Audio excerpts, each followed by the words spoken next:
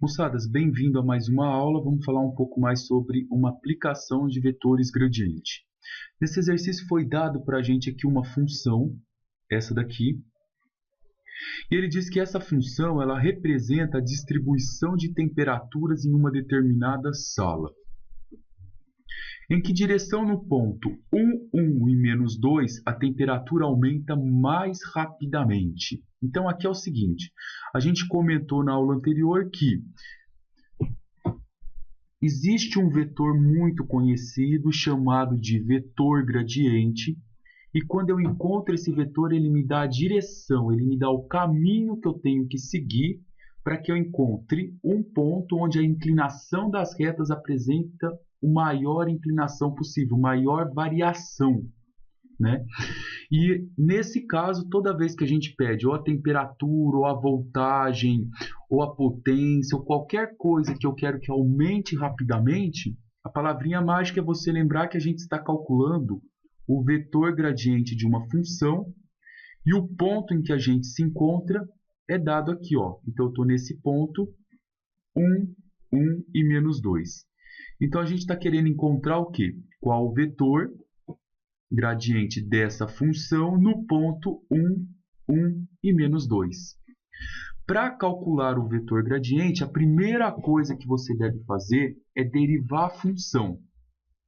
Como isso daqui está em função de x, de y e de z, você precisa derivar essa função que foi dada para você, essa daqui, em relação a x, depois em relação a y e depois, por último, em relação ao z. Eu sugiro que você que tem um pouco mais de dificuldade, primeiro dá uma preparada nessa função e depois começa a fazer as suas derivadas parciais. Então, preparado, eu vou fazer o seguinte aqui, ó. Eu procuro o sinal de mais ou menos que tem aqui na função, separo isso aqui em duas partes e vou primeiro derivar essa parte. Então, vai ficar aqui 3 vezes.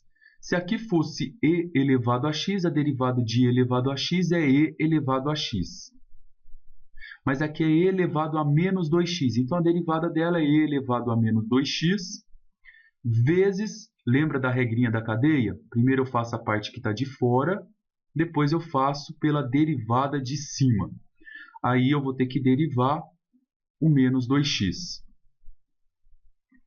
Mas já fez a primeira, vamos para a segunda. Vou derivar isso daqui também. Agora que eu preparei isso daqui, eu vou derivar só essas partes em relação a x. Então vai ficar 3 vezes e elevado a menos 2x vezes. Como eu estou derivando em relação a x, aqui eu vou derivar. Ó. Derivada de menos 2x é menos 2. Como eu estou derivando em relação a x, eu teria que derivar essa parte de cá, mas eu só tenho y e z. Então, isso é como se fosse uma constante. E a derivada de uma constante é igual a zero. Então, aqui a gente já encontrou a derivada em relação a x. Aí eu multiplico menos 2 com 3, vai ficar menos 6, que multiplica e elevado a menos 2x. Agora eu vou fazer em relação ao y. Então, vai ficar... Quando eu for fazer em relação ao y, isso eu copio, isso eu copio. E quando eu vim aqui derivar isso em relação a y, como eu só tenho x, isso vira uma constante. A derivada de uma constante é zero. Aí vai ficar 0 vezes tudo isso, vezes o 3. Isso vai dar zero, então não precisa. Agora aqui eu vou derivar em relação ao y. Eu vou olhar só para o y, a derivada de y é 1.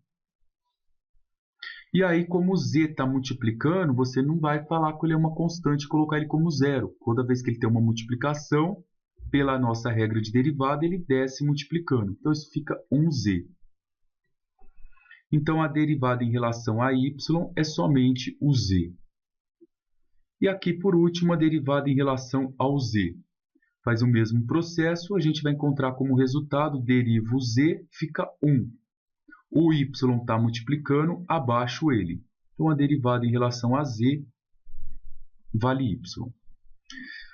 Agora a gente vai substituir os pontos nas derivadas, né? O ponto 1, 1 e menos 2. Então, onde tiver x eu coloco 1, onde tiver y eu coloco 1, e onde tiver o z eu coloco menos 2.